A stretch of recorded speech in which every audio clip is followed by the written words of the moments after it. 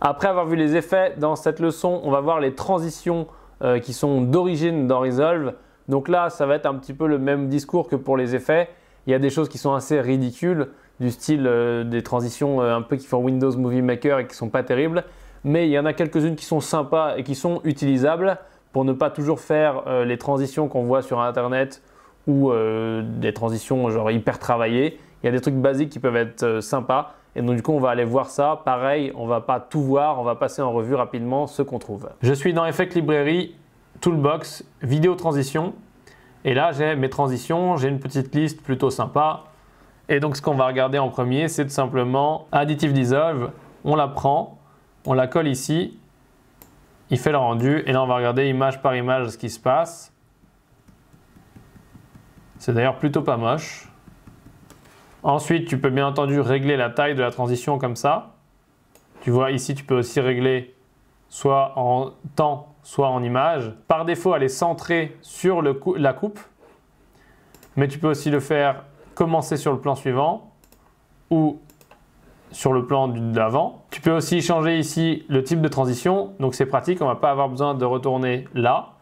On va changer directement ici. Donc on peut mettre un cross dissolve. On va se remettre centré et on va mettre un peu plus long que ça. Voilà. On va regarder ce que ça donne. Donc c'est plus basique le cross dissolve. Hein. Il n'y a pas l'effet de luminance en plus. Ensuite, on peut mettre un deep to color. Là, le deep to color, il va nous faire passer par une couleur. Donc c'est-à-dire que on va partir de cette image, passer au blanc et revenir à cette image. On peut bien entendu changer la couleur ici, mettre du vert et on va passer. Voilà. Ça, c'est assez pratique. Et donc là, tu as tous les réglages, c'est pareil, hein, même concept. Ensuite, on a le Center Wipe. Donc là, on est sur des trucs très très basiques que tu retrouverais dans Windows Movie Maker, hein, mais qui peuvent servir.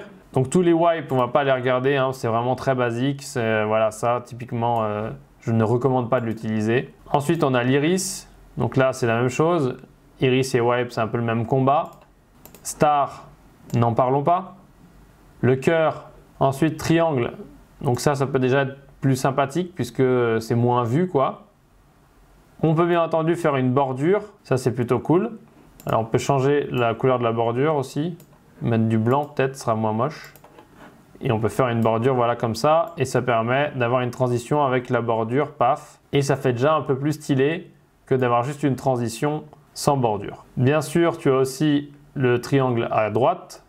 Ensuite, tu as le smooth cut.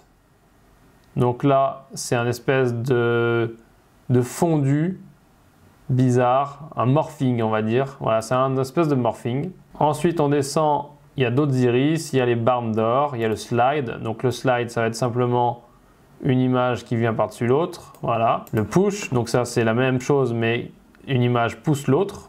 Ça, c'est un peu plus moderne, on peut s'autoriser à utiliser ça. On continue, il y a le X-Wipe qu'on n'utilisera pas non plus. Le Blur Dissolve pour finir, qui peut être sympa. Donc on passe au Blur et on ressort de l'autre côté sur notre nouvelle image. Et bien entendu, ici aussi, tu as tous les réglages pour pouvoir faire la meilleure transition que tu aimes. Maintenant qu'on a vu les transitions, je vais te montrer comment créer tes presets de transition. Donc avec ces transitions de base et ces effets de base, tu peux toujours faire des choses différentes, c'est-à-dire les mettre en favori et créer des transitions par défaut, mais qui sont tes presets à toi. Donc on va voir ça tout de suite. Donc là, j'ai le Blur Dissolve par lequel on a fini. Tu vois qu'il est un petit peu différent. On dirait un peu que c'est un reflet d'une vitre ou quelque chose comme ça. Et donc du coup, ce que tu peux faire, c'est faire un clic droit dessus et ici, faire Create Transition Preset. Là, tu l'appelles Max. OK. Et on voit que ici, notre preset, il est là et qu'on peut le recoller sur n'importe quel plan qu'on a avant. Donc voilà, tac, tac. Et si on compare avec l'ancien, on voit qu'ils ne font pas la même durée et on voit qu'il y a des différences puisque là, il n'y a pas exactement le même effet. On revient sur la transition personnalisée, qui est d'ailleurs plus à la bonne taille, j'ai l'impression. On peut cliquer ici si on a fait des keyframes. Donc si on a animé ici, on pourra vérifier notre animation ici et gérer notre animation. Et pour finir, si on va ici, on peut l'ajouter aux favoris en cliquant tout simplement là et du coup aller dans nos favoris ici. Ce qui nous évite d'aller chercher partout à chaque fois. Donc par exemple, si on veut que ça et ça ce soit dans les favoris avec Le triangle, on avait dit que c'était bien. Et donc voilà, ils sont dans nos favoris. Voilà pour les transitions, donc ça reste super basique. C'est pas des transitions où tu composes plusieurs images, tu fais des zooms, des rotations avec des effets composés, etc.